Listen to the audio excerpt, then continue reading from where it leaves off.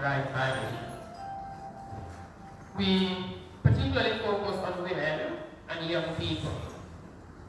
As part of our activities, we have been providing mental health and psychosocial support to victims of the former regime.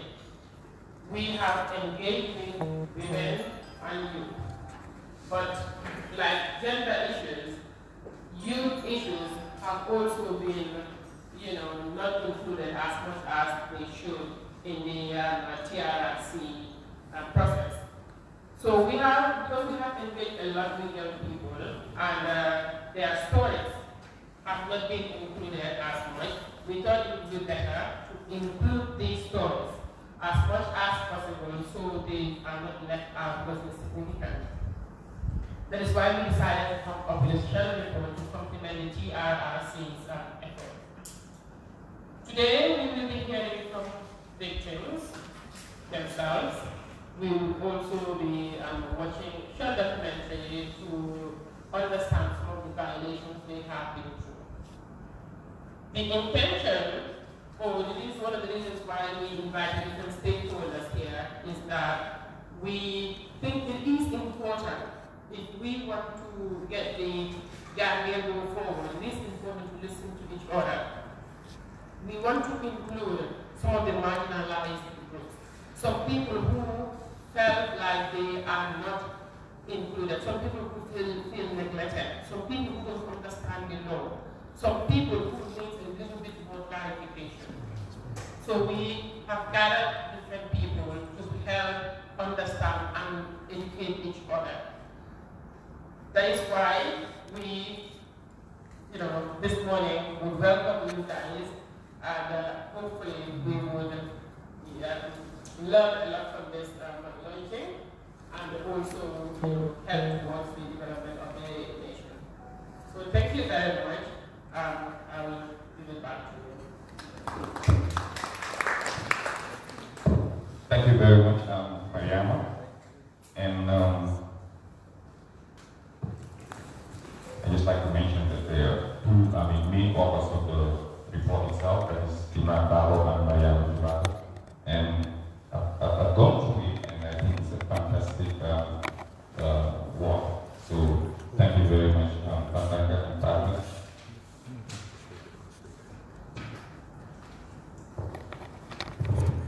So now we're supposed to have a discussion on the experiences of Gambian youth during dictatorship and its impact.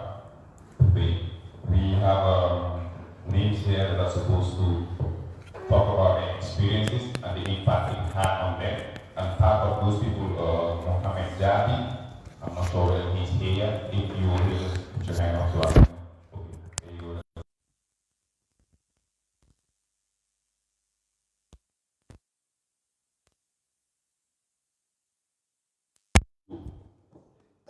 We have people and Alan also here. So, Mohammed, would you like to start? Or Hassan? It's good to hear. You're with me? We start with the ladies. Please put your hands together for people.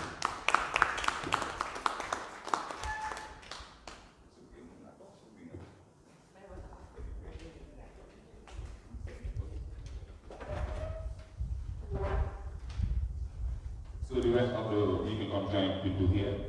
If that's okay with you. First, Palandi and Mohammed. Okay. Okay, we need to go. Sorry.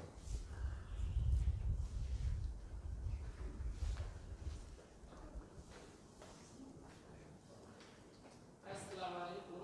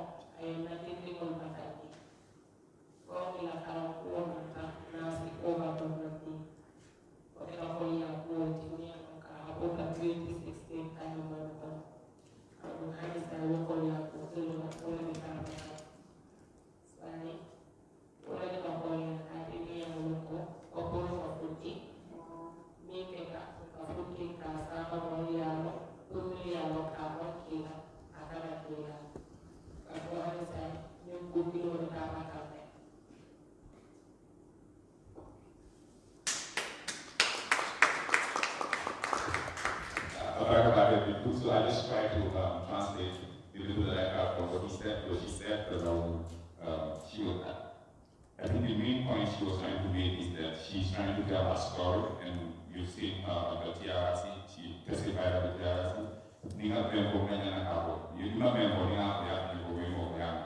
So that's what she said, and she wants people to actually learn from her experience so that never again can actually be a reality.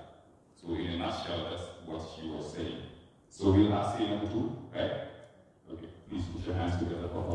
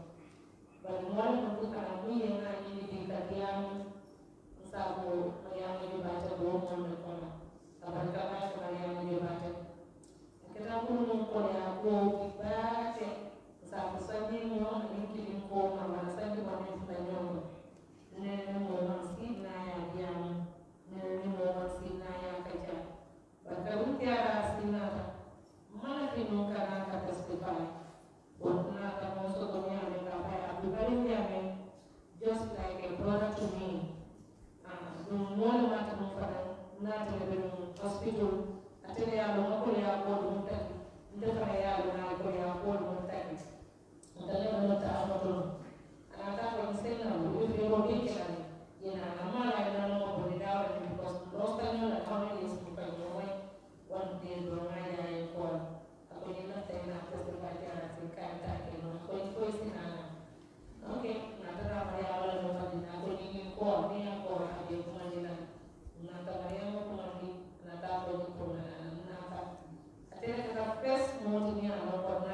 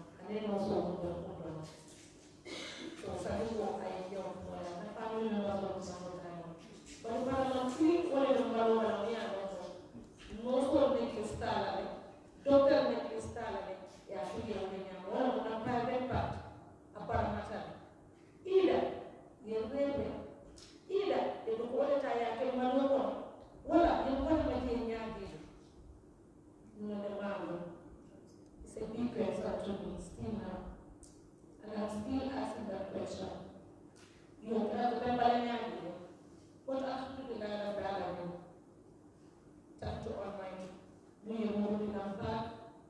I know the number they are always there for me. Even though they are not my blood family, but I know now they are my blood family. People like Maria and the others. Yeah. So now I didn't come back. Sorry, so I just thought this is important for everyone to hear. I would like to kind of summarize what she was saying. So 𝗍𝗵𝗶, she was a victim of the April 10th, 11th, 2000. In her narration, she explained that, during the student demonstration, she can remember, being arrested, beaten, and taken to the hospital, but she wasn't sure what happened while she was in the hospital.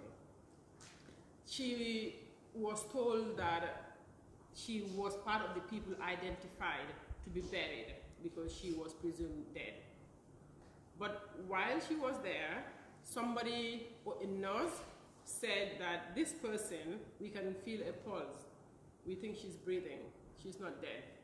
So that is how her life was saved. But she felt like something went into her private because, it felt like it was tortured. And of course, she is assuming that she was raped. So in a nutshell, 𝗍𝗵𝗶 came to the TRRC because she was directed by her friend to come and see us. But when she came there, I was the first person she saw. I worked at the TRRC then, as a psychosocial support officer. When she met me the first day, she could not explain her ordeal. Her experience, wasn't very clear because she wasn't sure actually what really happened. She woke up, she realized that her genitals were swollen, they were tortured, but she did not know what really happened. But when she came, she needed to testify, and I guided her. It was a short period, a short time given to her to testify. Of course, it should have been longer, because victims of sexual violence, they need so much attention, like other victims, or particularly victims of sexual violence. And this is something that we will talk about later on when we talk about the support they need to have. So 𝗍𝗵𝗶 has been through so much trauma, but she could not explain it to her family. Sexual violence is not a topic of discussion in the Gambia, so she did not know what to say to the family. So obviously, if she came to the TRRC, who am I for her to open up to? But thank God, she said, with time, with the little counseling we were providing her, she was able to open up and talk to people about her ordeal. She then did not feel like she had anybody close to her, anybody that would basically support her. But now, she knows that she basically has a family, even though it's not family, blood connection, but she feels like she has other people who support her.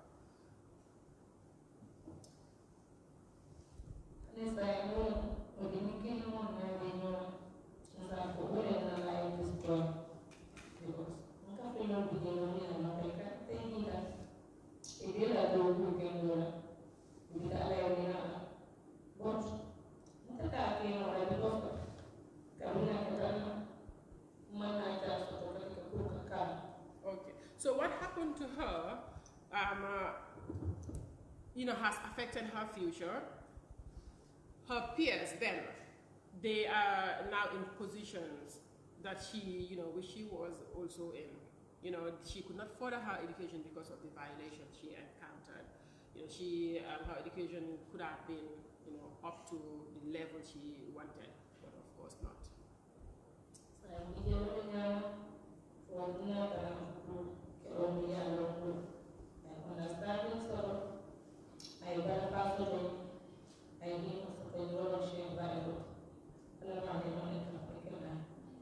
Just pray for her husband. Her husband passed away. She described her husband as loving, caring person who she married. Unfortunately, the husband passed away now. Because of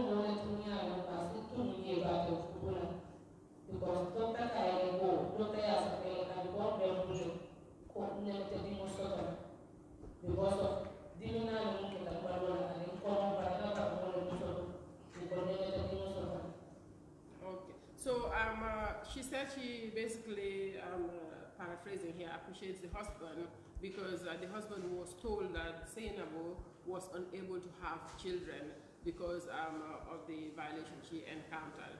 Yeah, the doctor told her that she would not be able to reproduce.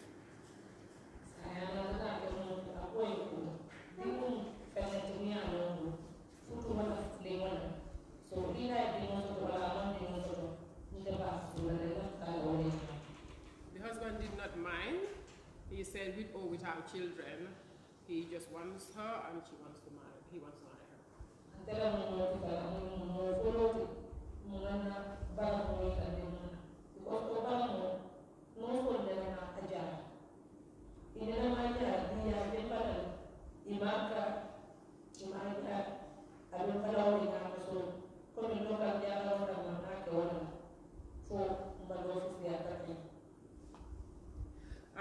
She said the trauma she went, the trauma in her private parents, the husband was the first person who she ever showed it to, you know, because the health professionals did not do anything about it, or it could not be healed. You know, sometimes healing processes can take a long time, but that's what it is. Yes.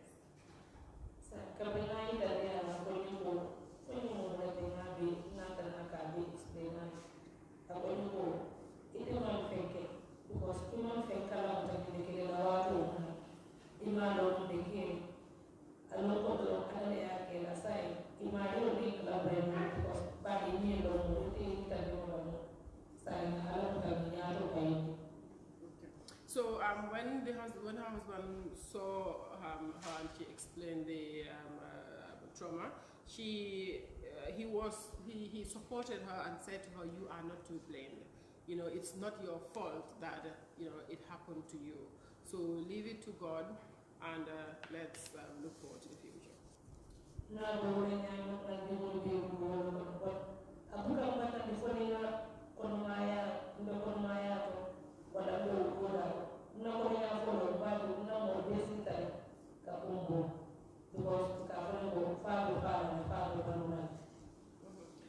So her experience basically hurts her a lot more when she's pregnant or having children, because the first time she experienced childbirth, she was told that, no, not told, they wondered whether she was going to be alive or dead, because of the experience that they anticipate.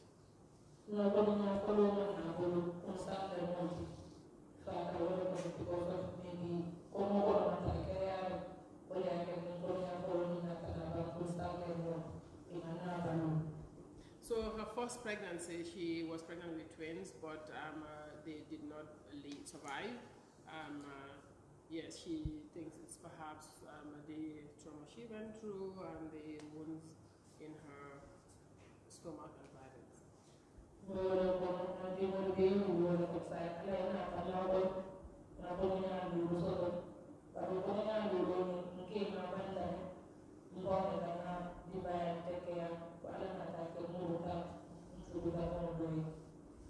So now she has 5 children. Her first husband passed away, and now she remarried. Yes, that's.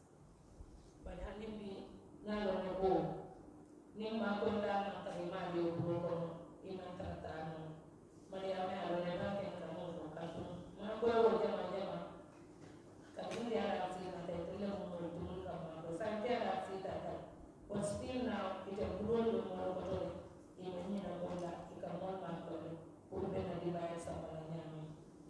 She said she knows that, I'm paraphrasing, I can't remember everything. So she knows that it is hard to, basically go on in life if you don't have the support financially, socially, and morally. She said she knows what, I know what she's talking about, which is true. She is also saying that we still support them, to basically live, I don't know, like support their healing processes. Yeah, so mulde bandala bana monda takere ngani ko fa yayi musoli adonko amanti ko ni ku ke la dama inyanta ke inyanta ka finti yeti amoni because sai mumuni sai makekiti mozo tala mu ya ko ni ya ko foi idela melela dum isi ma ko ro ke le bai ta de nyanta ka siguro fa. So she wants to call on women, she wants to call on other victims of sexual abuse. If they encounter, or if you encounter these kind of experiences, speak up, speak up so you can get support that is required. Otherwise, you might have to go through these things on your own, and it can be a tough process, believe me.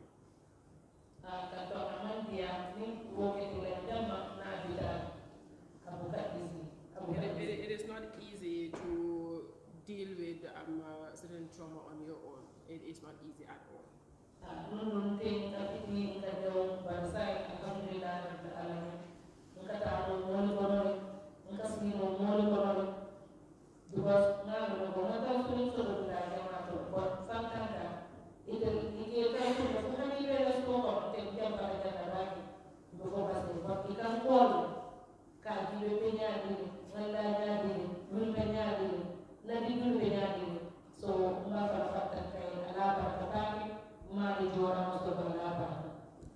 So she's grateful for the support Fantanka gave her.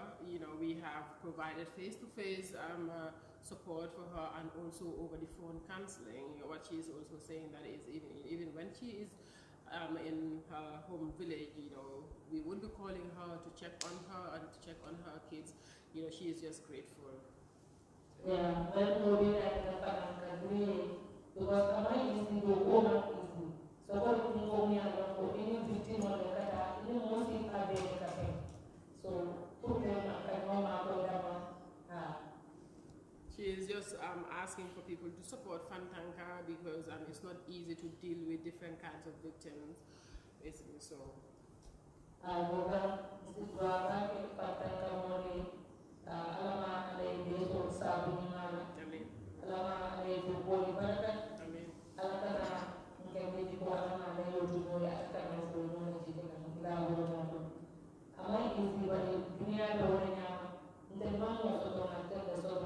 So always carry the mother. Victim one then woman. So I tell you that I get always Allah.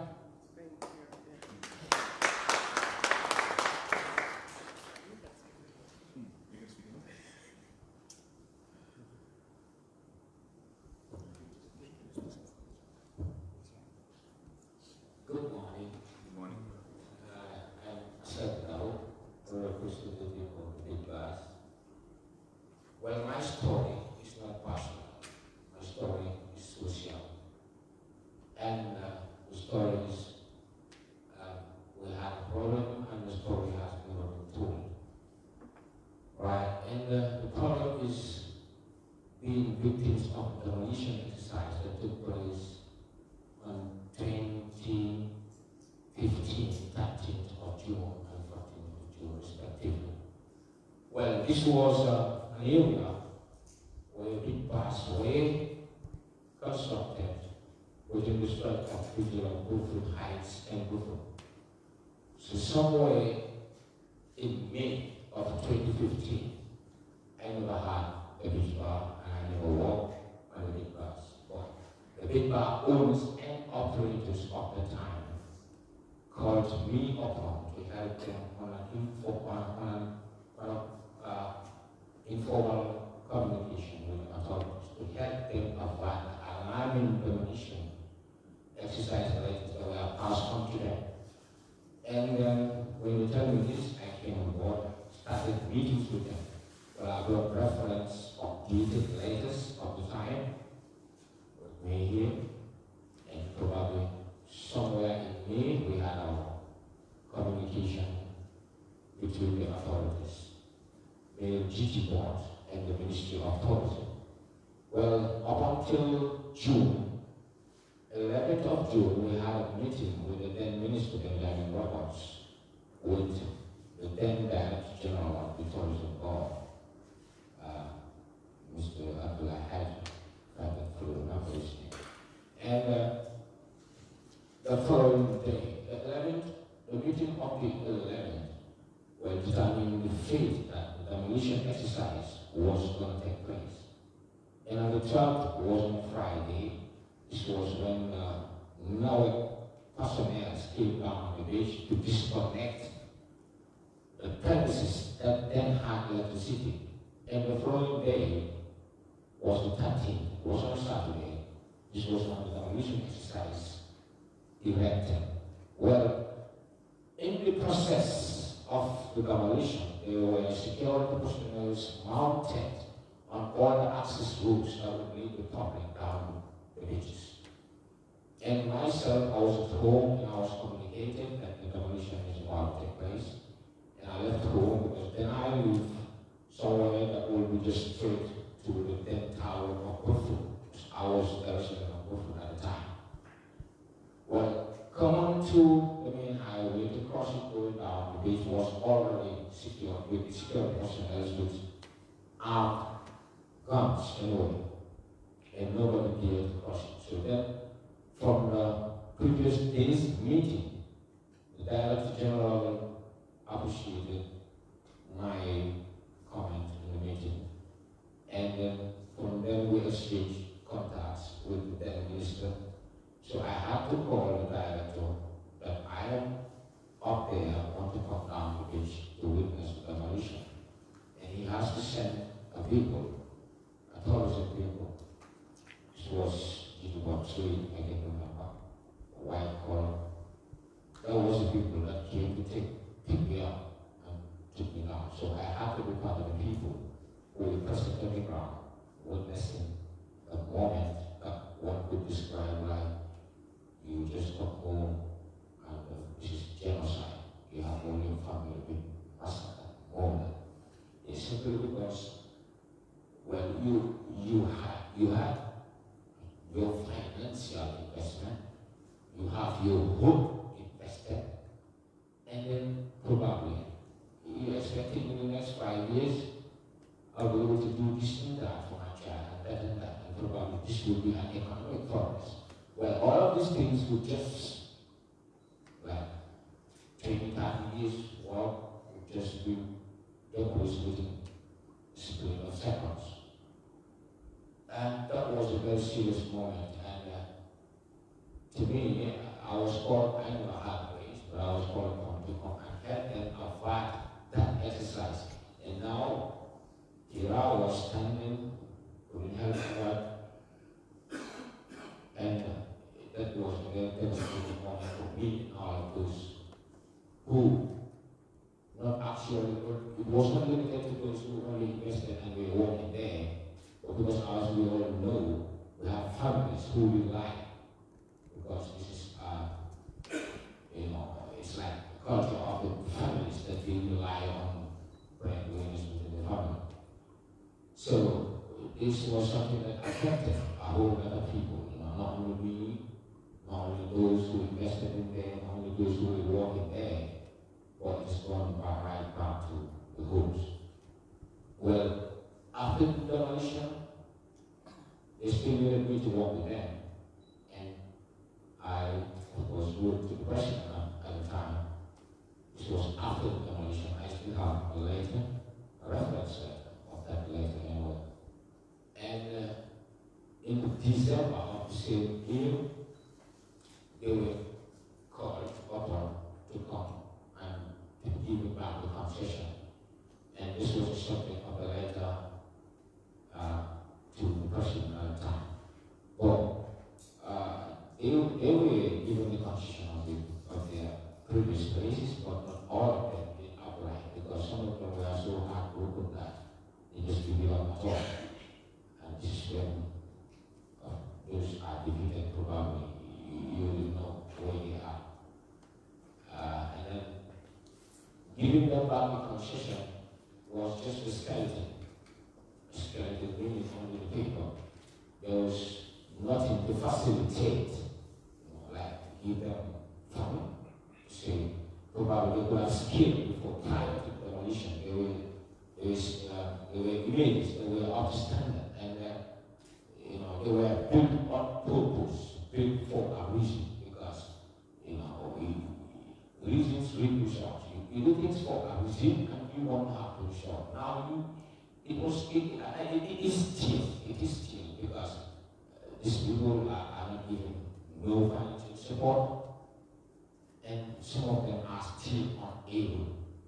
Some started the building, some are unable to complete. Well, there's still one, probably that was the biggest perimeter at the time, or the biggest structure. That one is still didn't start because he talks to me personally. He's still telling me that he's not sure that if this thing will not happen again. Like the TRC used to say. And when we heard of the TRC, I still have a letter that I wrote to the TRC somewhere in June of 2020, 9th of June 2020, when TRC never replied to the former. And then we followed track with some of the members of that situation because after demolition, we decided to establish it as an association. And this association is intended to involve all the coast of Gambia. So we made it Beach Bar Association Gambia, to give it a full scale, because I don't want a beach bar, and I'm only there because of a social purpose. So this social purpose can't be limited. It has to be on the full measure. That's why we put in Gambia Beach Bar Association. Even as we are yet to achieve getting all the big bar operators and owners in the loop of this one big function, but that will care for everybody without discrimination. As of now, we are very thankful to Fantanka because when we went to TRC to follow up the letter, they couldn't give us a formal reply to us as a reference to our facts, but they spoke to us that they are not interested in our story simply because our story is not captured within their target. The target was, according to them, that those who were harmed physically, and we will not harm physically. But I think there was a different angle because from my perspective, it's like this is even worse because if you were harmed bodily, a limb missing, artificial limbs are there, you can fix them up, and you can still be walking back, you can still be the same. We can put 2 missing limbs.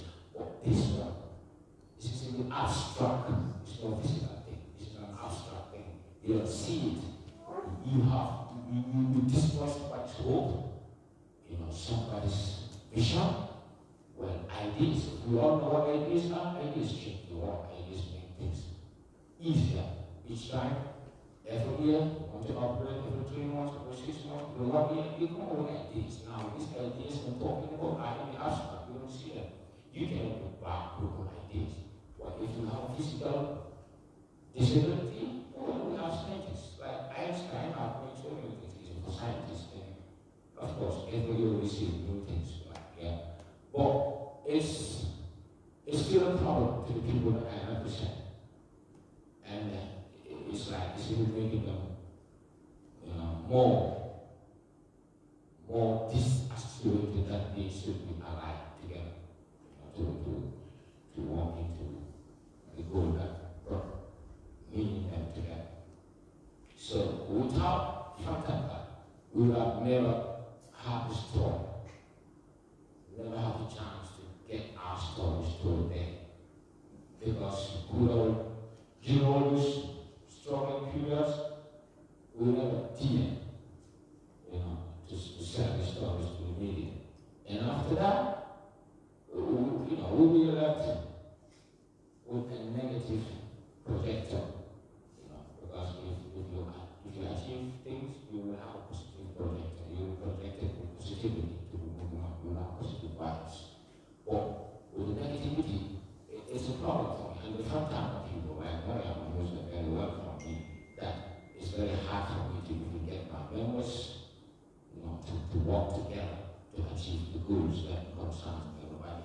simply because of this trauma and all these uncertainties of authority. You know, it's keeping everyone mute, everyone paralyzed. So it's an opportunity for the people who are responsible, the people who are on the verge of taking responsibilities, to know, well, what is there to you, who continue back, because if we don't focus on investors like the one I am into, the big bar, this makes life easier for a whole lot of youth. And this same youth impact the individual lives or family lives. But that is if the positivity is not achieved. On the contrary, it's the same people who go and sell, risk their lives in the back way. The same people are the people in town who will be elements of the discomfort, the social discomfort, the elements that will rock people in the streets, the elements that will use these hard drugs to them. These are the same people, so it's no way that we can solve these problems if we don't focus on the ideas that can create economic stability, economic growth, because it's all about economic problems. That's the fact of the matter. Well, I'm not the only one with a problem to speak about, because my problem is not individual, it's social. I wish you allow me to talk like this, so that I might not be able to represent all the minds that I am intended to represent all. Yeah, I'm grateful to Fataka for giving us this platform. And thank you very much.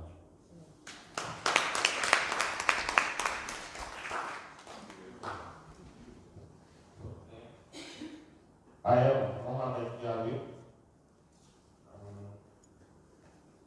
a businessman, and I am also a musician. I work at 𝗬𝗂𝘂 market. I sell mobile phones.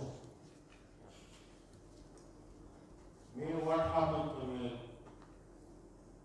I was at the market, and I closed from work going back home. When I come down from the stairs, I was standing waiting for one of my friends and a police officer. I don't know the name, but I can remember on her shirt, on his shirt, it was in there, people. He come to me and asked me, why are you standing here? And then I told him that I am waiting for one of my friends. And I just closed from work and I'm going home, but waiting for my friend. We're supposed to go to somewhere. He told me that I should go. I should not stand there because they don't allow nobody to stand there by the time. I told him that the person I'm waiting for, if I go out from here, I cannot see him again because I lost his contact right now and my phone battery is down. His first going told me that I should go. Then I start moving. And I go up to the road and I stand around the supermarket. And he come and meet me there too and told me to go. I tell him, my brother, you drive me from that place and I come and stand here because I don't want to resist. And I'm standing here, you also don't want me to stand here. And I'm waiting for a friend. So he said, boy, you're going to hammer, 𝗙𝗂𝘁.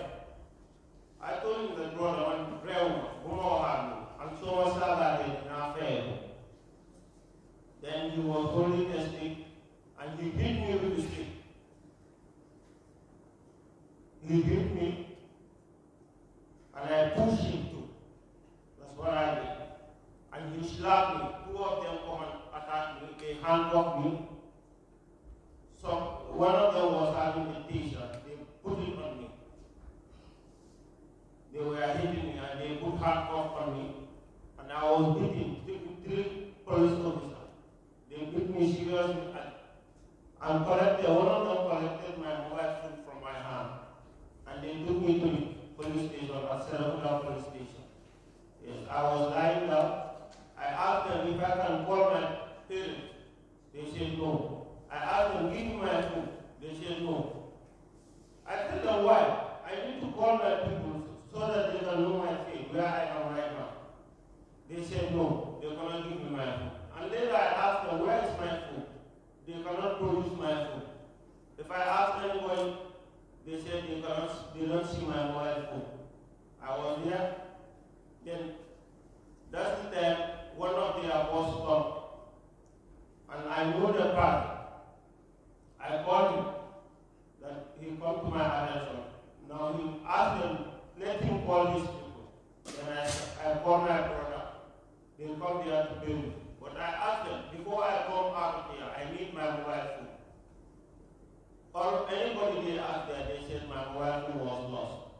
And I remember the person who took the phone from me. Then they said I should go out there. My brother paid me. They asked me if I don't go home because I was insisting. If I don't have my mobile phone, my personal mobile phone, I will not go. They said that they will put me in jail. Later they will take me to my room. They were threatening me. I tell them I'm not afraid because my mobile phone is my phone. You cannot take it from me. And then that's the time my brother told me, then let's go home. Then that's the time I go home and I go and meet 𝗏𝗵𝗶 I explained everything to her. Then she told me, I heard you clearly, then I will call somebody. Yes, that's the time 𝗏𝗵𝗶 called the person, and I go back there and I ask them, where is my phone? Still they cannot produce my phone. They cannot produce my phone. They said, you are insisting. If you don't go out of here, we will take you to court and lock you up. Because you beat a police officer. I told them I don't beat him. He hit me. Then I pushed him. I was defending myself. So I need my mobile phone. So that's the time 𝗏𝗏𝗶 called somebody. And that person talked to them. So they said the phone is lost. And they are ready to pay back the phone. But I was going there for like 2 weeks. For me to get my mobile phone was hard. I was going, any day I could go tomorrow. Until there was a day, they give me only $2,000. And my mobile phone was costing like $5,000. So I used to go there, any day I go there, they used to tell me that, go. The people that are supposed to pay the money, still they don't pay the money. So, and later I was tired and I left them with my phone. They only gave me $1,000. $2,000. So then I did everything with them because I was tired, you know. And recently things are happening at that market. Anti-crime will come there every day, arresting the youth. They are accusing them they are buying stolen property. And most of the youth they are arresting. I know all of them. Most of them I know. Some of them are carpenters. Some of them are machinists. They are working. Even me, I was working with 𝗏𝗏. But I was on attachment, with 𝗏𝗏 for 6 months. Then I applied for job, but I was never called. I was there going up and down. They never called me. So then I decided to do my own contract. When I have contract, I would have it for like, sometimes I will not have it like 3 months. So I decided to join mobile phone business. And most of the youth there, that's what happened to them. There is no job in the country. That's why most of the youth are selling mobile phones to help their family. But every day they will be coming there, arresting the youth, torturing them. Some of them, they will torture them. Before arresting them, they will be beaten. Me, I witnessed most of them. They used to beat them before putting them in the trunk. And when they take you to their camp, they will take your mobile phones, take your money, and they will never return it to you. If you complain, they will tell you that they will take you to court and jail you.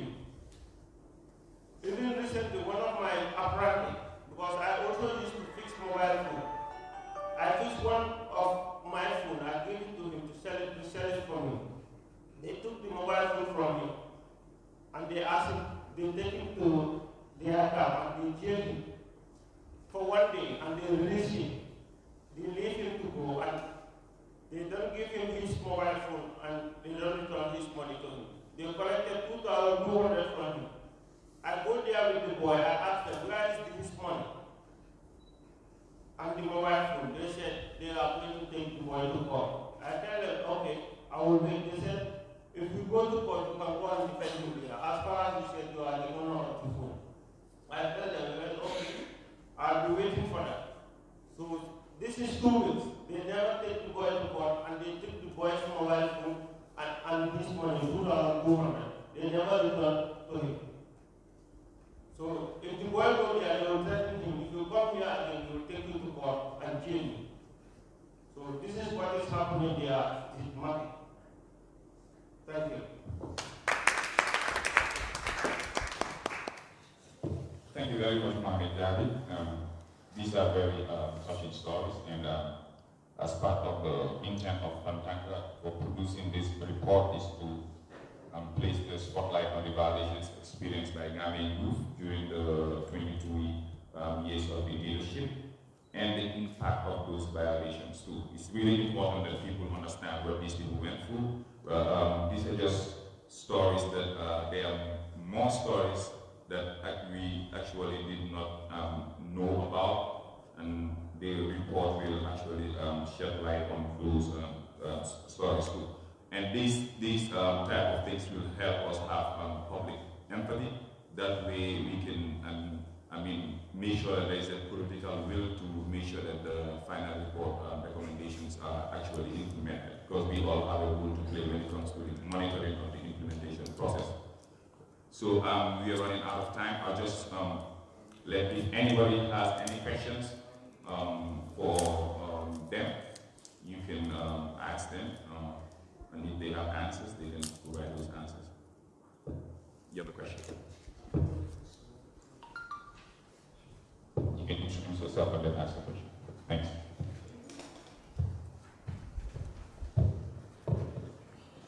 Hello, good morning. My name is 𝗵𝘂𝘶. I'm representing the 𝗵𝗂𝘀 board. I'm here today listening to some of the victims, the audience they have gone through, which is very sad for someone to experience such. I just want to make some clarification with regards to the 𝗵𝗂𝗏 demolitions. I believe that perhaps Mr. Hassan should have highlighted some of the key points and what led to the 𝗵𝗂𝗏 demolitions. Not here to justify why the 𝗵𝗂𝗏 should be demolished, but as the 𝗵𝗂𝘀 board, we are mandated by the Act of the Parliament to monitor and to promote the Gambia as a tourism industries.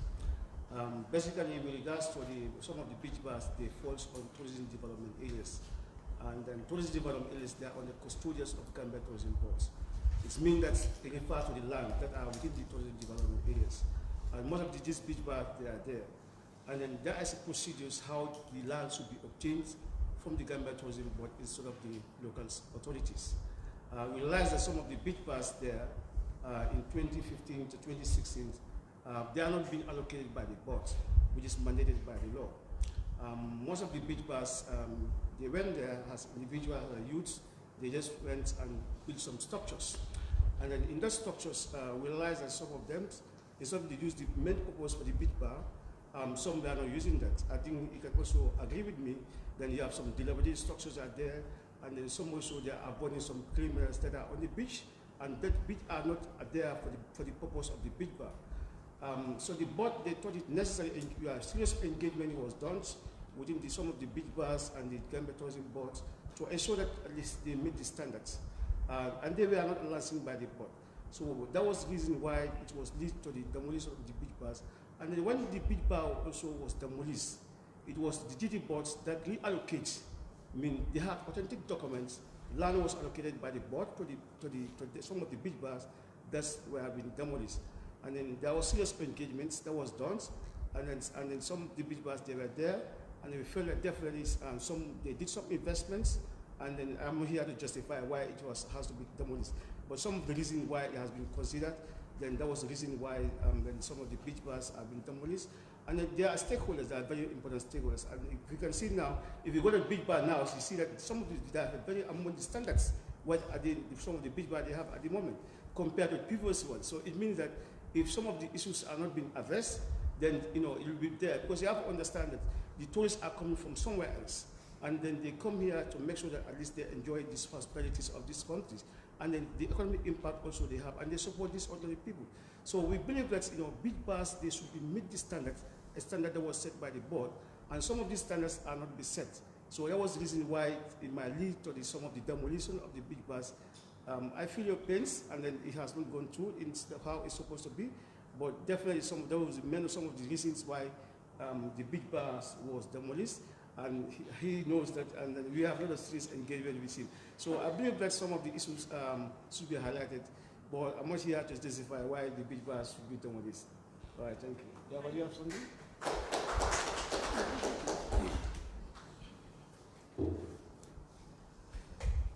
Thank you very much. I think that was a clarification and necessary clarification.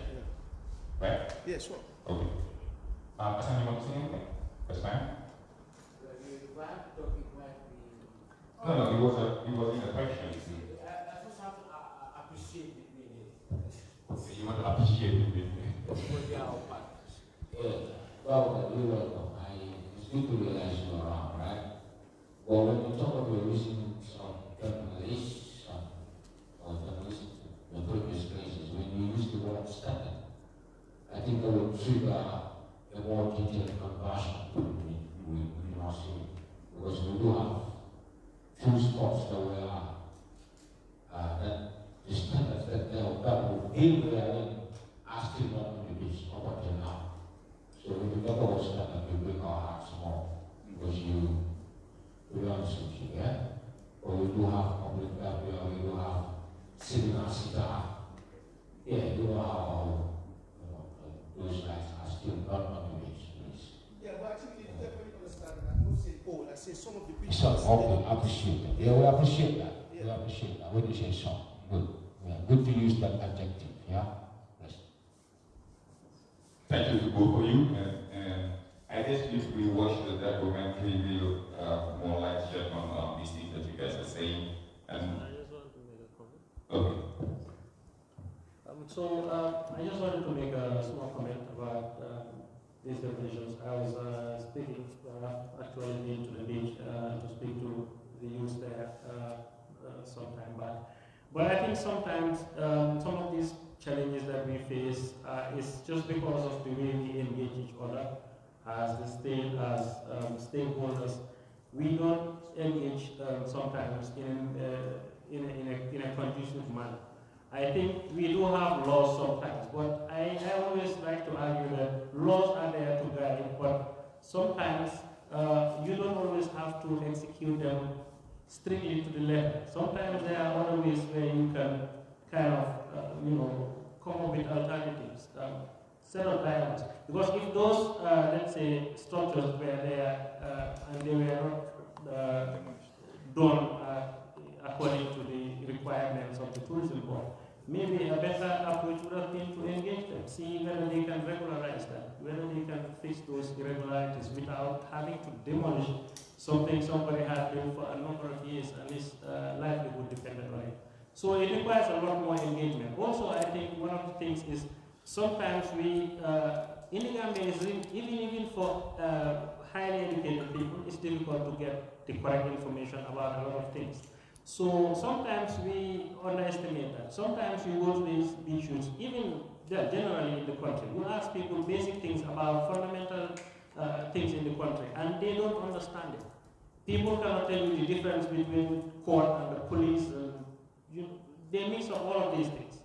Somebody will go to the court and go to a whole hearing, and when you question them about it, the way they explain it, you know that this person did not even understand the process that they have just gone through.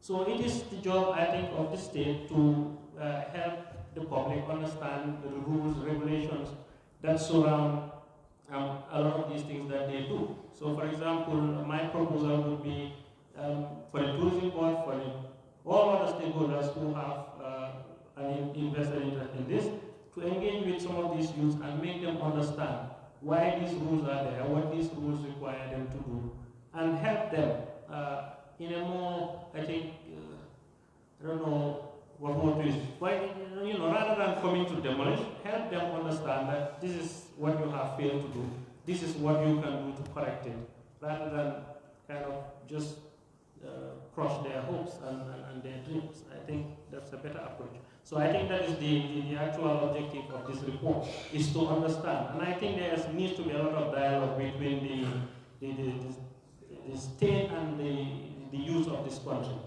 especially also the police. There needs to be a lot of dialogue, I think, between the youth and the police to understand why the police have to do certain things and the youth also why they do certain things. And then there can be a compromise. But I think the engagement has to be constructive. Right now, I feel it's not as constructive as it should be. Thank you. Thank you very much, Mr. Baba. So next on the scale, we are supposed to have a presentation by Mariana on the impact of sexual and gender-based violence on youth. So please put your hands together again for Mariana. Yes. You want to have a round of applause for them as they go back to their respective seats? I want to ask a question too. We have another Q&A.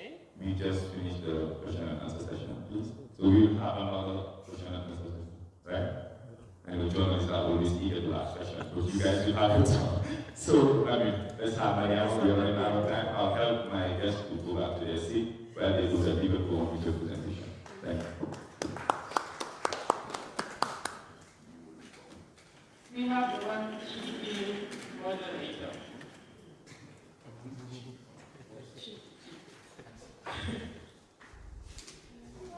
Yes, thank you very much, to Bintu, Zainabu, Hassan, and Muhammad Jabi.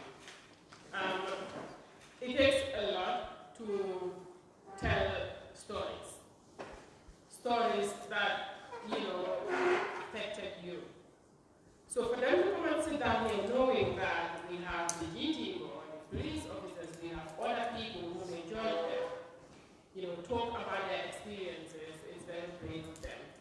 And I am hoping that all the stakeholders, including the National Human Rights Commission, will take their issues up and try to, see how to complement each other, how to help each other understand some of the important human rights they need to know. So I would just like to, talk about sexual and gender-based violence, its impact on young people and the country as a whole. So this is a topic that people don't really talk about a lot, even though now it is being discussed a lot more than it used to. The fact of the matter is whether or not it's talked about, we are experiencing it. Women are experiencing it. Girls are experiencing it. It is happening. So it's about time we put aside, the cultural beliefs that hinder us from talking about these things, to actually come out and say the facts. So sexual abuse in itself, women being raped, women being molested, women being beat on the bump and whatnot, how do we ensure that we stop it? It is not an easy fix, but it is something that we can, make sure it stops by putting in the right attitudes and the right laws and implementing things as they are supposed to be. If somebody does something, these two ladies, innocent ladies, arrested, raped, this is something that nobody should encounter. Unfortunately, it is happening to babies. It is happening to kids as young as 2 years old. Why? So we're talking about the impact it has on people. Apart from the psychological impact, these things have, for example, not trusting people ever again, not wanting to be with people,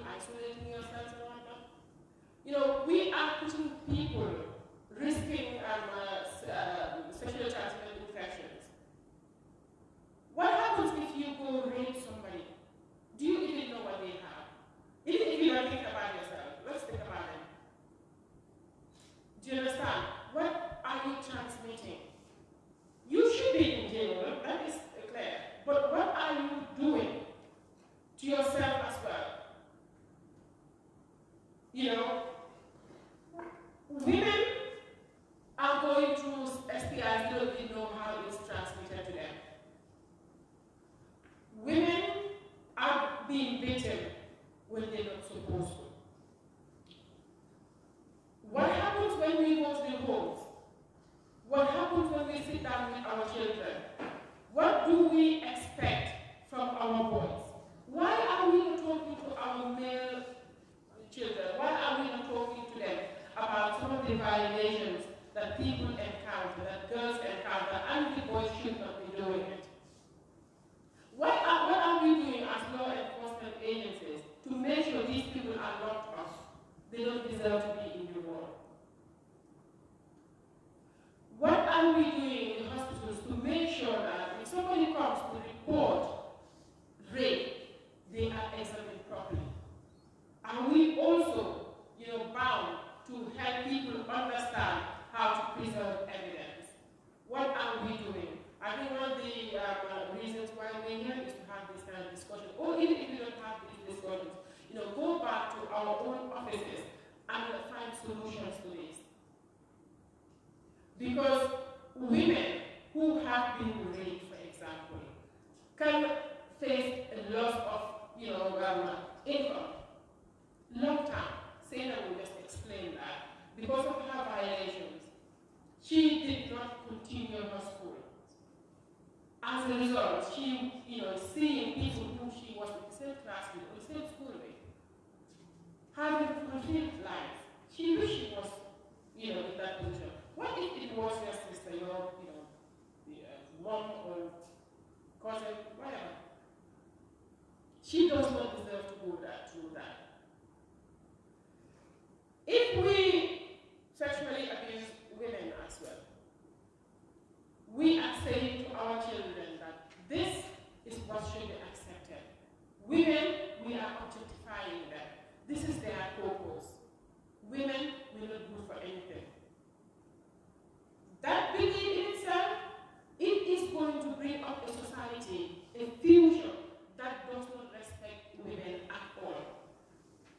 Now, we say women are heads of households. They are, because even if we say men are heads of households, women are the heads of households as far as I'm concerned, because they are the ones who stay in the house. They bring up children, they look after the children, they put good morals in these children. So for me, they are the heads of households who should be emulated, who should teach, or who do teach children a lot of good things.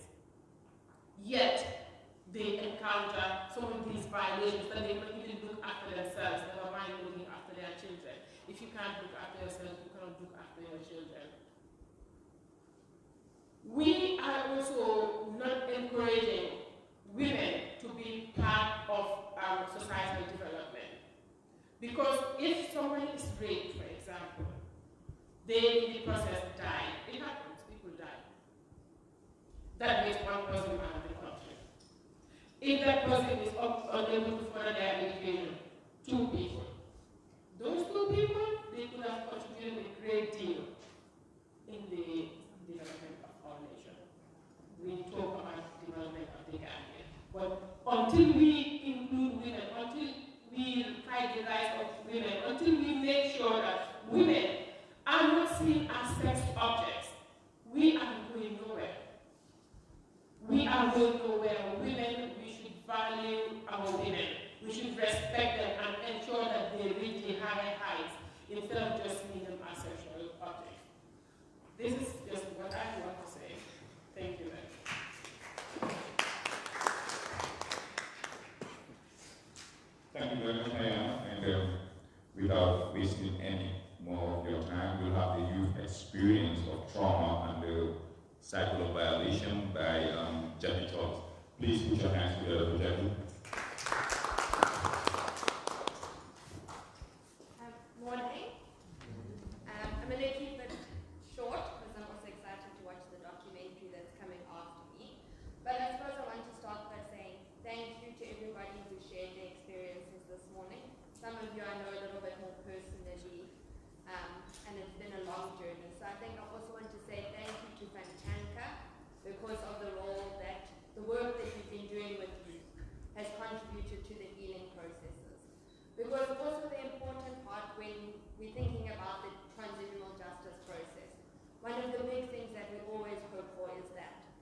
20 years' time, we're not going to be going through the same process, where we have another truth commission, we have another dictatorship, there's another civil war, and many aspects like that. One of the key components in preventing that is the youth. We think about the traumatic experiences that youth endured directly through things like the April 10 and 11 demonstrations. We think about the traumatic experiences of youth, of those who lost their parents because of the violations that happened. And then there's the legacies, the traumatic legacies that are passed on to our children. And that becomes our next generation of tomorrow. So when we don't include youth, when we don't think about the ways that the violations and the traumas sit with them, and where we as institutions, organizations, governments, what do we do to help the youth? Because they become the stepping stone of rebuilding our country for tomorrow. And that's where the work such as the Shadow Report, in really highlighting these, and that it's not just one group of youth, it's multifaceted, it's multi-layered in terms of where we think of the different impacts. And because we see from so many contexts that when the youth are not engaged, when we don't put different, and I'm not only, I'm a psychologist, so my area of passion is around the healing processes that help.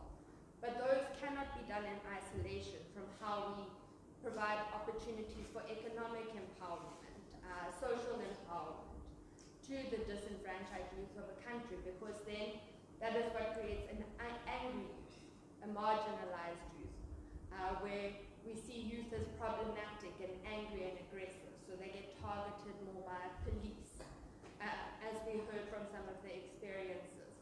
So, and we see when in countries where this is not addressed, where we don't address the legacies and the intergenerational trauma that gets continued, we have an angry and oppressed youth. We have increasing levels of violence in the country. And so we end up, I'm also from South Africa, so you can see it's exactly what happened in South Africa. The issues of the youth were never addressed. There are not enough employment opportunities, so people are angry, and there's excessive levels of violence. And we don't want to see the same thing happen in the Gambia. So thank you to Santanka for really bringing forward the youth experiences, where it is that we can intervene and support the different youth experiences in healing, in empowering them, as we promote the idea of non-recurrence, and that we get to rebuild the country. So yes, I'm just going to keep it short and sweet. So thank you, Mariama. Thank you very much, Jackie. It was short, precise, and on point. And we will speak to the documentary now, who's the technical director. I just need to take off the face mask of the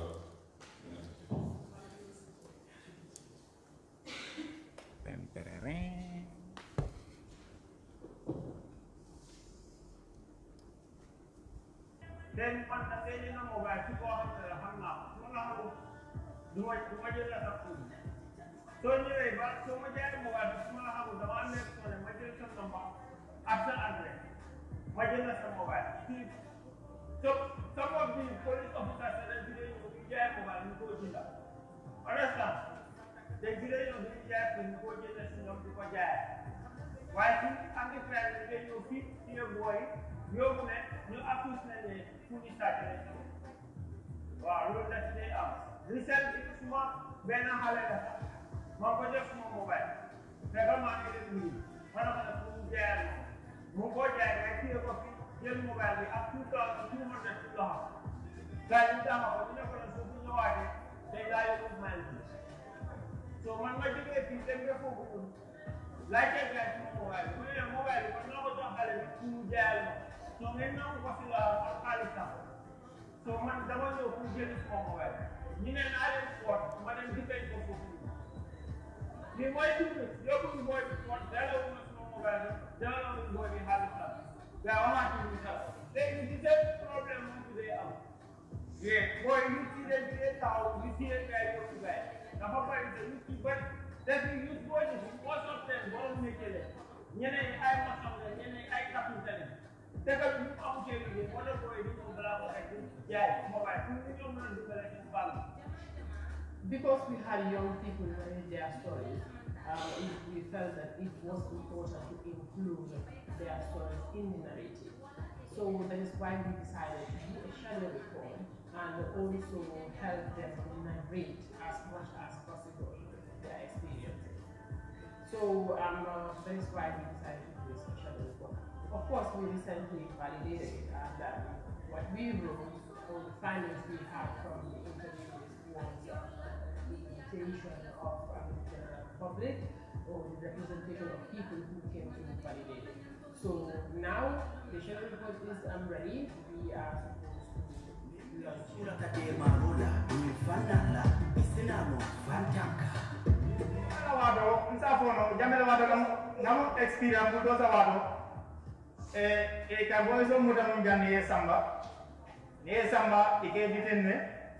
maybe 24 hours in bula dol be kapodo jole bula because bulldozer lawado tenen ma experience nga cooking experience bulldozer lawado yamos samba janne samba ado ko jam kan ni ko pot mun di ta dai ka fono ko mi mudale ni ko ko ale mudamun ne ka fono ko yemo afrosenal wa afrosa so ika fono ko sai afrosa yes or no ni hani ko no government will have to pay $1,000 or $1,500.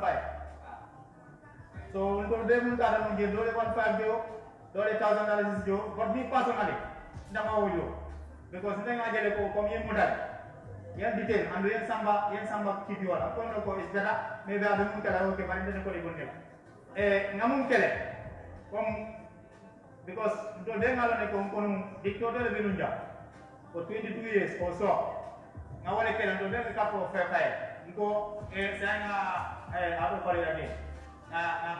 Freedom of thought, freedom of speech, freedom of movement. You understand? Hanikari interface. Actually, it's more than 3 categories of survivors. We talked to black market boys. We spoke to 𝗵𝘂𝘂 boys and also victims of sexual violence. We also interviewed people of perpetrators and children of victims as well.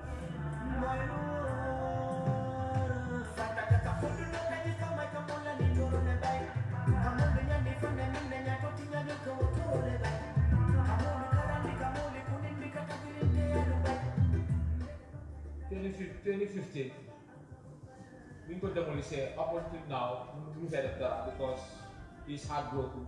Dafa la ko daanale tamit amul dara li ko delloo pour mu mën a ñëwaat defaat ci dara non because dañu war a ne ba liñ di samba mu doon standard si ñoom waaye lii ñu ngi amee netaal non kii ak next one bi 𝗵𝘂𝗵𝗶 ñu ngi amee maa ngi amee seen netaal waaye amutoon place bi gën a am place bi value at the time. So in 2005, in Senegambia, the young population also demolished a lot of beach bars. Until now, we don't know why it happened. So imagine if one beach bar is demolished, a beach bar that creates jobs for like dozens of people. These beach boys, who in a lot of their interviews emphasize that they contribute to national development. However, they are not recognized. They are deemed to be useless. They are pushed down by the sides. People don't see the value they have in the country. But they have contributed in a lot of people's education. They have contributed into in families, they have contributed in their departs, if you like it, fish money. This can fed a lot of people. But if you come and demolish their place of work, their hopes are gone. It's like you take their whole future and remove it away from them. Loss of job, paralysis of hope, 𝗪𝗂𝘀 yaakaar du tas ndax nga dem baax li si la dem ñoo ko dem.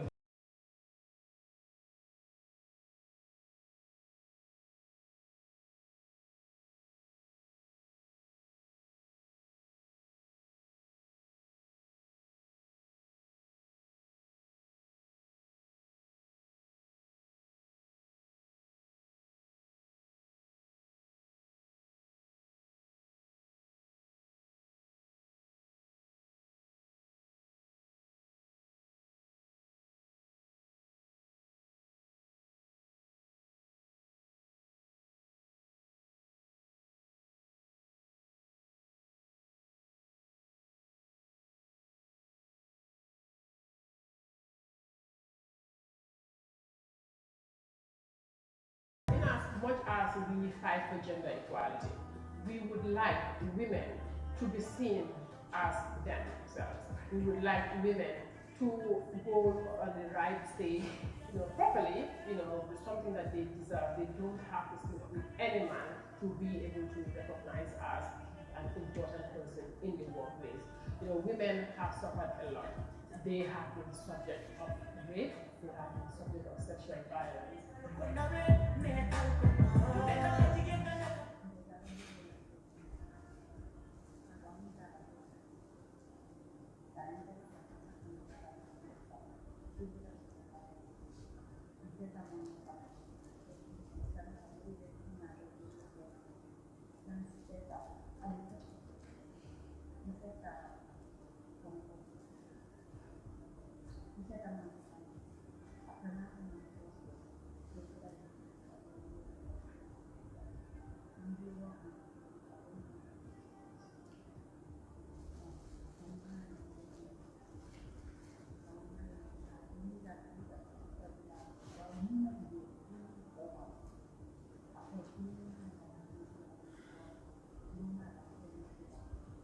So in March 2000, 𝗵𝗵𝗴 was free, but nothing came out of it. It was not a big deal, it was not a big issue until 𝗵𝗵𝗴 was killed by security personnel as well. Okay, not that murder is not a big deal, murder is a heinous crime as well. What I am trying to bring out here is the fact that rape should have been condemned. It should have when it happened, the whole of Ghana should have come out and condemned, violations and 𝗵𝗵𝗴. But just because people here in the Ghana, like many African countries, we don't talk about sex. So sex in itself is a taboo. So any issue that has to do with narrating sexual activity or sexual violations, people don't talk about it. But it's about time people just start seeing this. 𝗵𝗵𝗴's school was affected. 𝗵𝗵𝗴 did not go back to school.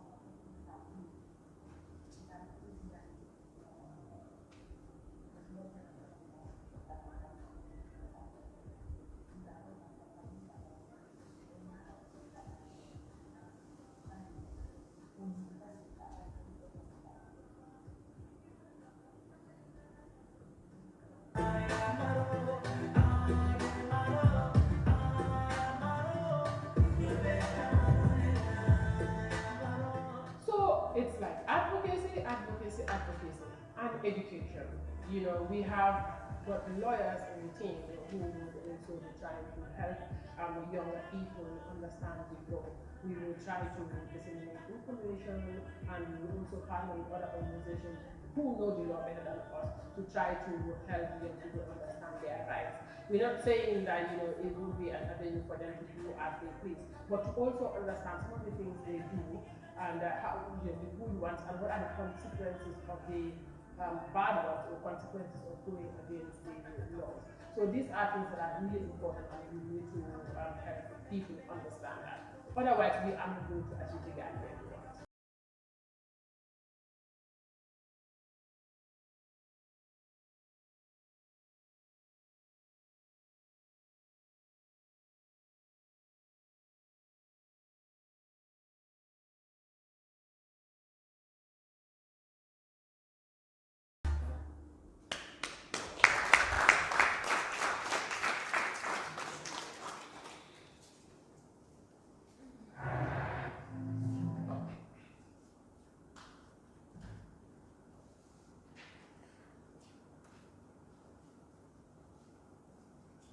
Thank you very much. I hope you guys liked it.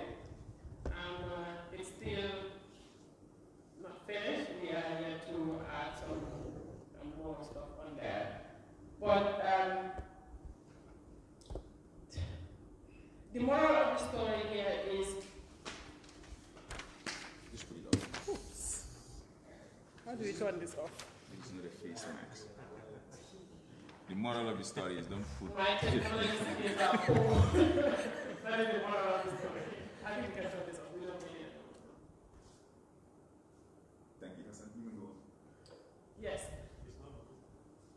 No, you go on. Okay. So while they're trying to do that, okay. Yes, like I was saying, the moral of the story is to help us understand the violations young people go through or have been going through, and to offer them as much support as possible, even if it means going out of our ways to help them understand the laws of the country. We are not all, educated. We don't. Besides these laws, they have to read. If you don't understand some of these technical languages, you don't even want to open their books. I'm calling on the lawyers, the Interior Ministry, to come out and explain some of these things. As Gambians, we deserve to know our rights. We should be able to sit down and freely go out on the streets knowing that we are allowed to do this or we're not allowed to do that. The government owes it to us to explain to every individual what their rights are. So you see, we saw a girl there, who was one of the protectors ministers of the TRRC. We were supposed to show her face. She openly talked about her experience, and everybody knows her name. She's 𝗶𝘁𝘂, but her face wasn't out there. That is why it was difficult for us to record her without showing her face, because the cameraman or the cameraman are not allowed to get in there. 𝗶𝘁𝘂 was raped prior to the April 10 to 11 incident, so it was in March 2000. Not much came out of it. We did not even know about it until April 10th and 11th, when Barry was killed by the fire service. So when that happened, students did demonstration, and it resulted to loss of lives and injuries and people being raped and whatnot. 𝗵𝘂𝘂, as a result of her encounter, she, like many other rape victims, did not follow her education. She dropped out because her family did not believe that she needs to go back to school. Her family did not want her to go back to the environment. No way. We'll do it. And they are back. Are they? Yeah. I think they were just switching from now. Okay, I think I can talk loud. Yeah, sure. You're audible. Can everybody hear her? Yeah. Yes. Yes, so 𝗵𝘂𝘂 could not go back to school. Her parents did not think it was an ideal environment for her to go back. Even she did not think it was okay for her to go back, because she said she was being, looked at, differently. She used to be a sports lady or sports girl. She could not do that again, because wherever she goes, she will point it at, the rape victim. So you become re-victimized everybody kind of re-traumatize you, you keep on thinking back what happened. So these are some of the consequences rape victims encounter. It is about time, you know, I will keep repeating this until people are fed up of the word. It is about time they support it. It's about time people understand that, you know, enough is enough. Women also need to walk freely. Some of the women cannot even go out at 7 o'clock in the morning because they fear that somebody would come and jump on them. How free are we in the country? You know, there used to be a time when women were even scared of going in taxis because they would be raped in the taxis. Until when? How long are we going to be doing this? You know, I'm, you know, calling on everybody, please, all the stakeholders here, when you go back to your various offices, please let's do something about these violations young people encounter, especially victims of rape.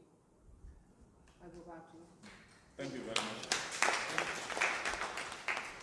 Thank you, my media, and all the other partners that help in putting this together.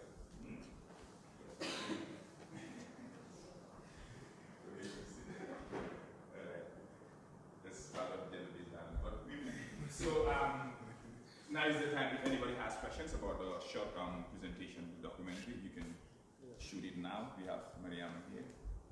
Yeah. You have a question? Yeah, actually, I don't have a question, but I just want to contribute to the discussions. My name is 𝗵𝗶𝗶 𝗶𝘁𝘀. I am from the National Human Rights Commission, and I really feel very, very sorry for the victims. And incidentally, I also previously worked at the TRRC, and listening to these horrendous stories this morning had indeed re-traumatized me again. I think I will need some psychosocial support from Fantanka. Yeah, but what I have just gathered from the discussions, basically, I see that we have dedicated youths who are determined really to make it in life, and that is why you see them struggling at the beach side and also in the black market. I think this is an opportunity for the relevant authorities, especially the government, to assist these youths because they have really demonstrated that they are interested in entrepreneurship, and they really need all the support to be able to really actualize their dreams. So I do not see them as lazy people, as many would tag them with that, but these are young and dedicated Gambians who are really determined to achieve whatever life may have for them. And it is our responsibility to give them all the support. Secondly, I think we really need to do a lot of awareness creation. We really need to sensitize the youth because somebody said in the video that when they've been arrested by the police, some of the police officers would collect money from them as a condition for their release. I think youth need to be aware of their rights because if you are arrested on the basis of committing a criminal offense, it is only the courts that will have the authority to adjudicate over that matter, and it is not for the police to demand money as a condition for your release. And also this goes to, so that we really need to hold public officials accountable, and this also includes the police. And this brings into mind capacity building for law enforcement officials, because even though there are rules that govern the conduct of police officers, but I think it's high time that we ensure that these police officers constantly go under refresher trainings so that they are aware of their responsibilities and they are also aware of the rights of suspects. And I think this will help, this will go a long way in helping them effectively and efficiently discharge their responsibilities. I think we have police officers in our midst, and hopefully they will be able to take up this message to help rebuild the capacity of law enforcement officials. And also, we really need to be more serious about the security sector reform. We have to ensure that our police officers are reoriented so that we don't go back to the old way of doing things. And also, people should be very vigilant. That is, for all of us, we have a responsibility to play as youths. And in most of the time, there is no accountability because there is little or no evidence to support your complaint against some law enforcement officials. But we should be aware of some basic things. If a law enforcement official is trying to arrest you, try to identify the person. There are some basic features that you should be able to look out for so that tomorrow you're able to identify the person and ensure that the person does not escape accountability. So these are just some of the few things I really wanted to share, and I think Fantanka is really doing a great job, and there are so many other institutions that helps in awareness creation, in the promotion and protection of human rights, and the National Human Rights Commission is one of those institutions. And I think that institution is an opportunity for Fantanka to collaborate and partner with the NHRC as far as capacity building, as far as sensation is concerned. So I think these are areas that we can really collaborate and partner with Fantanka. So that's what I just wanted to share, and I'm really grateful to be here this morning, and I thank you very much. Thanks. And on behalf of Fantanka, I'm saying you guys are welcome to work with us. There's the National Human Rights Commission, by the way. I think you should actually say a little bit about the National Human Rights Commission and what the people, victims can do when it comes to them being violated, and probably the process of getting their complaints to the National Human Rights Commission. Now I've been turned to a speaker. But that's yeah, so the National Human Rights Commission is one of the transitional justice processes that were established after 2016. And fortunately, or luckily, it is the only permanent institution, unlike the CRC and the TRRC, that has already packed up. So the Commission's main mandate is to promote and protect human rights, is to ensure that those rights violations that used to occur in this country no longer happen. So we are carrying forward the Never Again mantra slogan left by the TRRC. And we're looking forward to playing a very important role as far as the TRRC recommendations are concerned. And in fact, the TRRC report has recommended the National Human Rights Commission to play a lead role in monitoring the implementation of all the recommendations. And this means recognizing the victims and those that have been ordered for compensation are adequately compensated for the violations that they have suffered. And it is an opportunity. It is an institution that tries to hold government accountable, and we have already started doing that. We have received complaints against police brutality, and the Commission have conducted a series of investigations in this area, and concrete measures actually were taken. So we should not have in our mind that nothing will come out of it. Definitely something will come out of it, because right violations has no place in this country anymore, and it is our responsibility to make sure that we really stand up to that. So the Commission can receive complaints of human rights violation.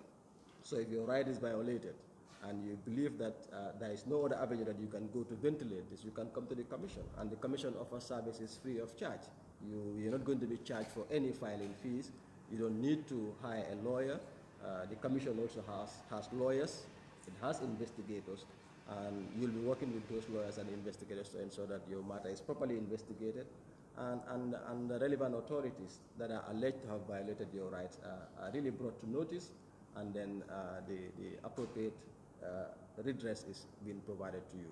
So for example, there is a lot that victims of human rights violation can also benefit from the Commission. For example, if you feel that your right or your right to access a remedy has not been accorded to you by the government despite the recommendation, I think the Commission will be one of your options that you can go to ensure that they take it up with the relevant government institution to ensure that your rights are really restored. So the Commission is here for everybody, and they are accessible.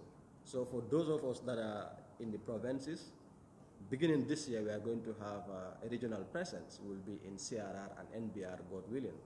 And by next year, we'll also be in the other two remaining regions. So we'll be accessible.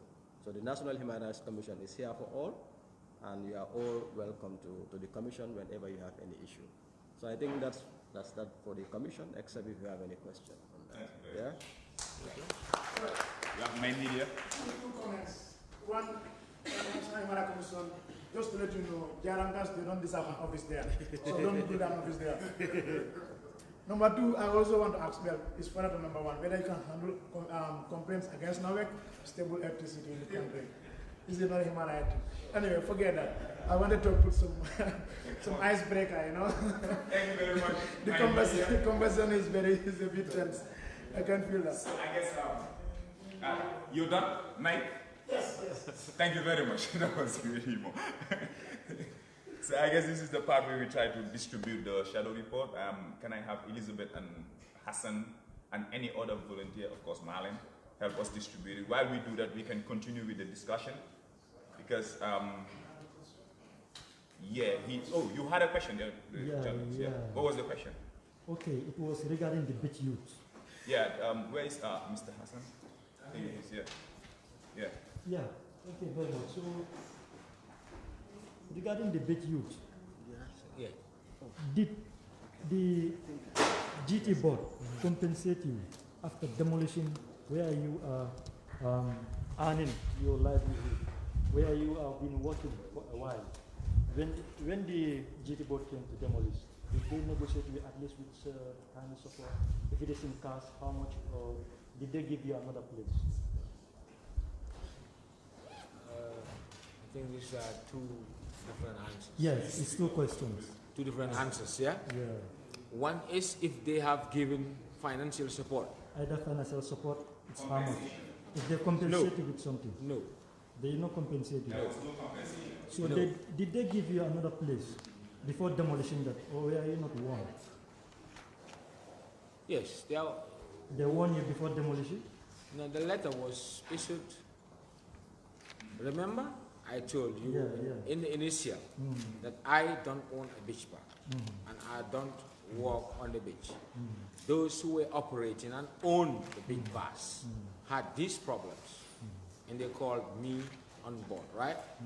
So meaning the ones that had the big bus were given warning letters that there are places where are going to be demolished. That alarm brought me on board to help avert the mentioned subject, that was demolition.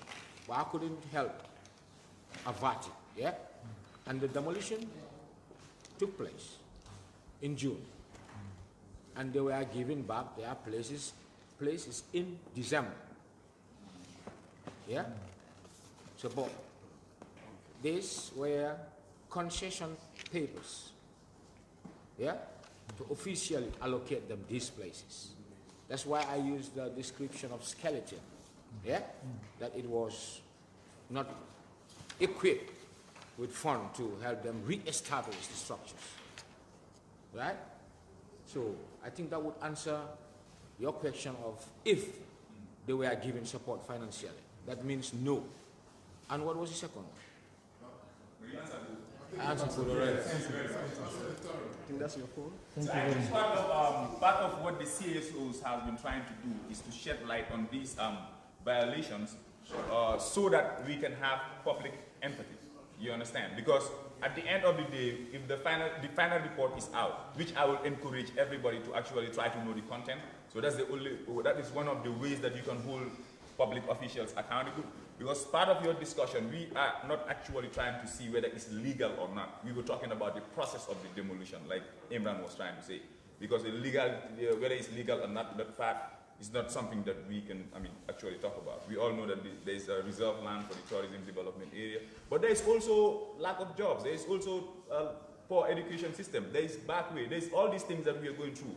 So as stakeholders, I think it's more important for us to have dialogues, understand each other's position before you demolish a whole place. I think you can actually probably create a loan scheme so they can just invest those loan schemes to get it to the standard that you want, and they will pay it back. So these are things that if we come together and actually know each other's problem, that's why we're shedding light on all these problems and violations, we can discuss them. We can actually find solutions to move forward. You understand? So part of the things that we really want to emphasize is that we should all help with the monitoring of the implementation process of the TRRC, because we all agree that there were violations, right?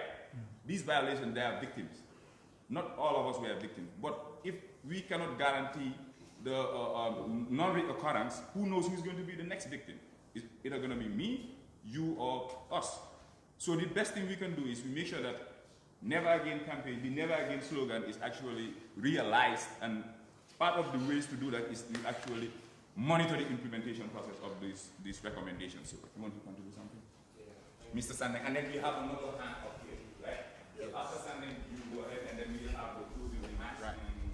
Let's see. Thanks. So because it's a Friday, right? So I just wanted to add on to what the gentleman said, Mr. Job.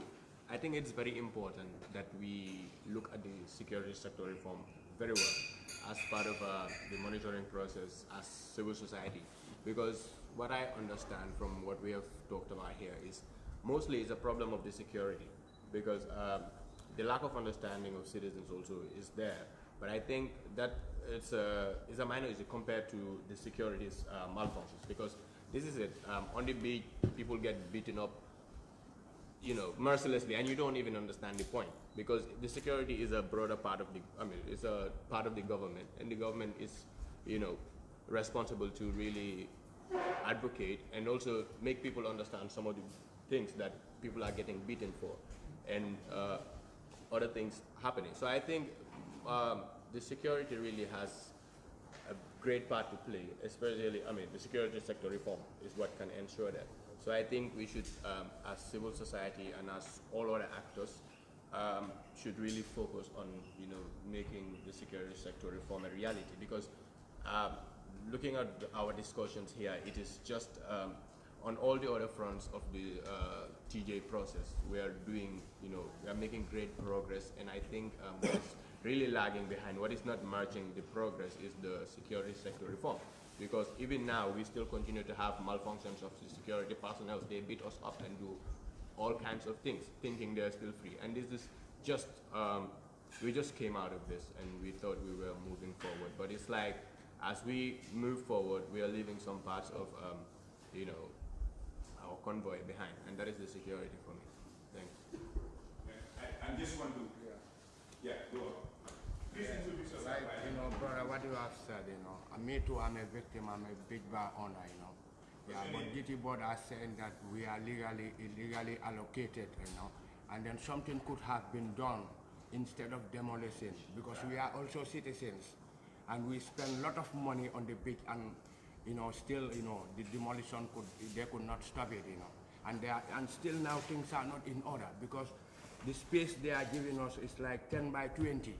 And the toilets are inside, you know, and they are just saying, you know, and they also told us that, you know, we should protect, you know, the beach, like the trees there. But now, right now, when you go to 𝗵𝘂𝗵𝗴, you know, there is serious cutting of trees, and but they make fire there also, you know. I don't know if they are aware of it. 𝗵𝘂𝗵𝗴 on top of the big bars. It's like now those places are residents. And in our concession letters, they said we should protect those places. But now, when you go there, you can see they are cutting trees. I don't know whether they sold those areas or not. You know. Is the government cutting the trees? Yeah, it's not the government, individuals. Yeah, individuals. I think you need to find out from... yeah, and then, you know... I'm sorry for cutting it short. With regards to the cutting of trees on the hills of the 𝗵𝘂𝗵𝗴, I think several times Hassan has brought to our attention. And then we even conduct a joint site visit with Hassan to the site.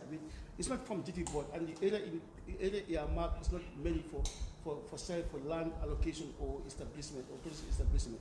That area is not even isn't meant for any tourism establishment. It's just like on Sokopos people. Some people from outside just come and burn and cutting the trees. It's not from DT board. It's like people are extending. I'm telling you the information. I'm giving you the information. What's happening there? It's not from DT board. These are from people outside. And then we have also community from 𝗵𝘂𝗵𝗴 which came to the office to discuss about those areas. And then several times also we had a discussion with this guy and we joined. So we have a good collaboration with regards to the people association. So if we are not aware as a member, but most of the times, you know, this information are put to us by the executive of the big bar, which is chaired by the Hassan. And we have constant engagement with them. In some of the challenges you guys are facing, we also deal with them simultaneously. So with regards to the issue, I don't know what you are saying, whether the big bar were demolished when they are illegal allocated by DT board. I can tell you that prior to the demolition of the big bar, they are not illegal allocated by the board. We have to understand, they are not allocated by the board. The TDA is a custodian of the Gambia Tourism Board. Most of the times, you know, they got the lands from the local peoples and they built it there without the consent of the DT board. They were operating for quite a number of years.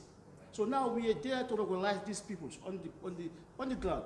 My brother has said that, you know, it could have been, you know, better approach could have been adopted, you know, in terms of before demolition. Okay, so everything there must be shortcomings also.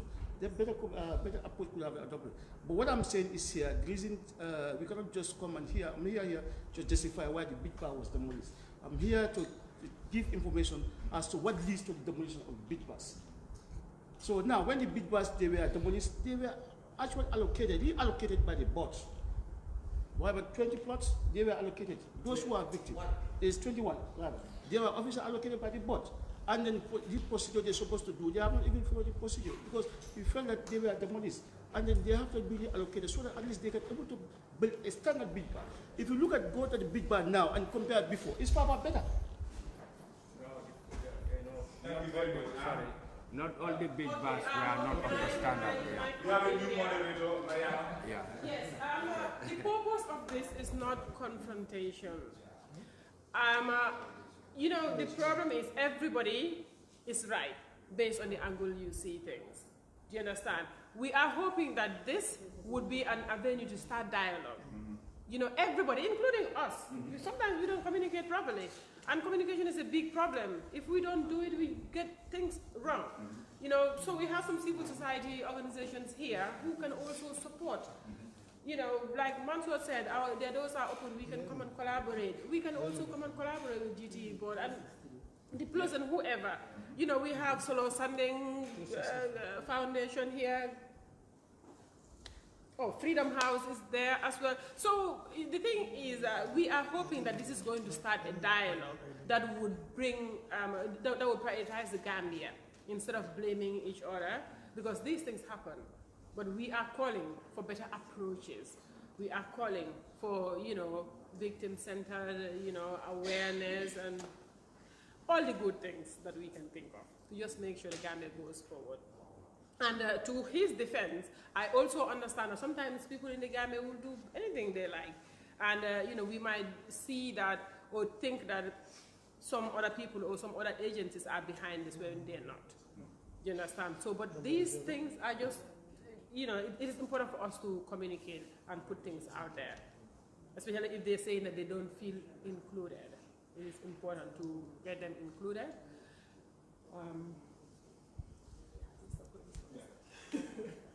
That's fine. You have another contributor? You wanted to? No, it's okay. My name is Mr. Yafa. I just wanted to contribute on the GT board issue, but I think Mrs. Jawarte said it all. I applaud the Fantanka Association on your approach to address right violation that occurs in this country. I just wanted to contribute regarding the big bus. But then the gentleman said, you are not interested on the legality. It's just the process of the demolition. Well, knowing full by everybody that the GT board has been enacted by an act of parliament, and we are the custodian of the TDA. Like Maria rightly said, you know, citizens cannot just go up, you do whatever you like. You know, if anybody is encouraged to go to the beach and take a space at, I own this place, without proper documentation, and then the authority is seeing that you let it go, then it means the GT board have no use. So we are the custodian of the TDA. We regulate what should happen within the tourism industry. But we know full that tourism is all about hospitality and flexibility, and we are very flexible. Regarding these beach bars, they have been engaged several times. And that is why some of them were even, you know, served warning letters that they should come and apply through the legal way, and they reallocated their lands. And that has been done when the demolition happened. It was unfortunate, but I don't think it was something that the board just took an action to did it deliberately.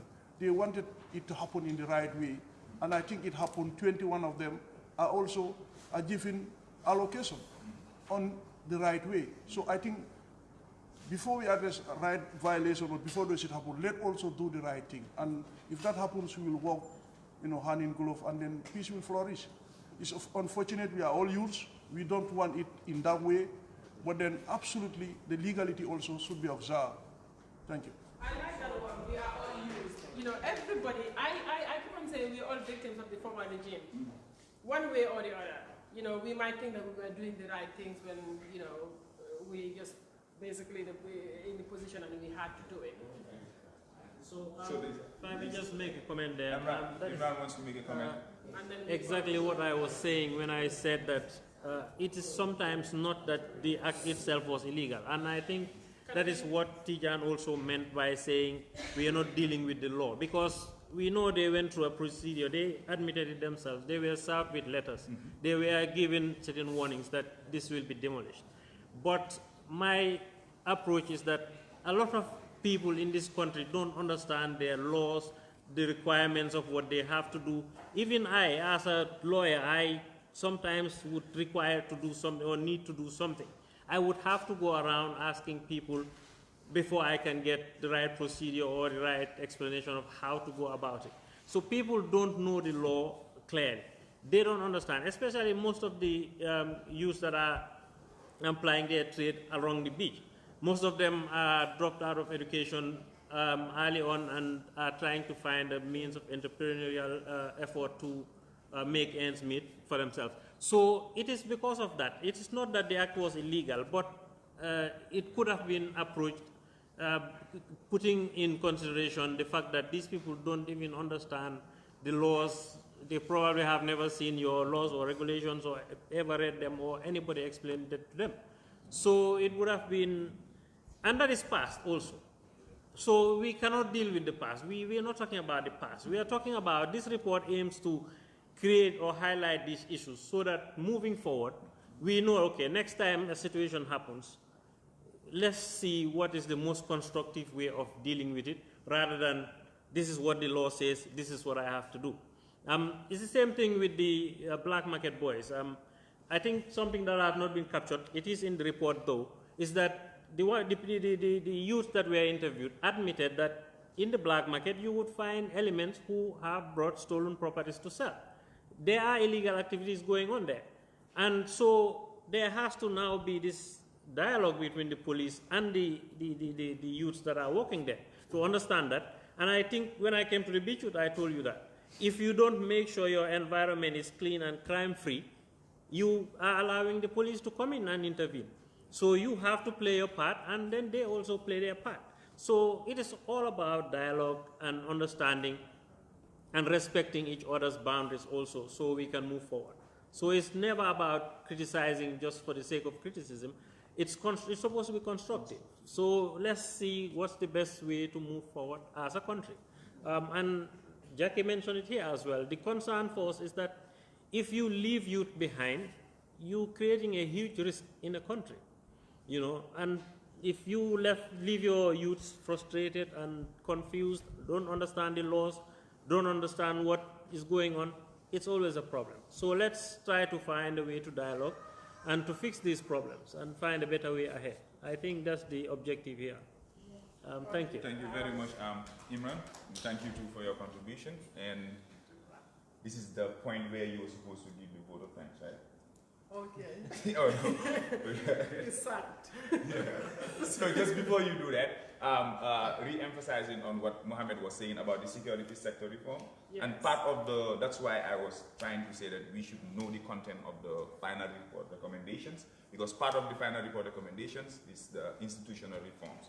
So the security actually is an institution. So if we actually monitor the implementation of these recommendations, I'm sure we will go a long way in achieving the never again. So, Mariama? Yes. By now you would know that I am not very familiar with, I don't do the formality process, but you'll have to excuse me. So, I would say thank you very much, ladies and gentlemen, for coming here today.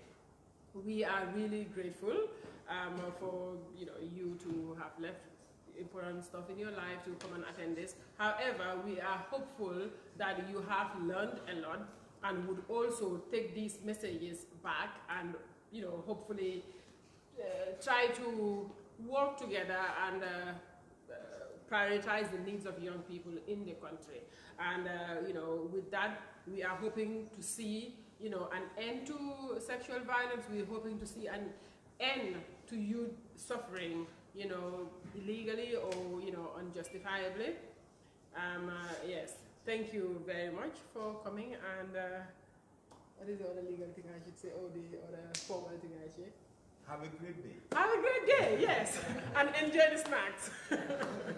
So thank you all. Thank you.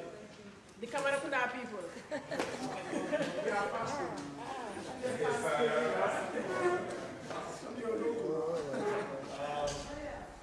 Yes.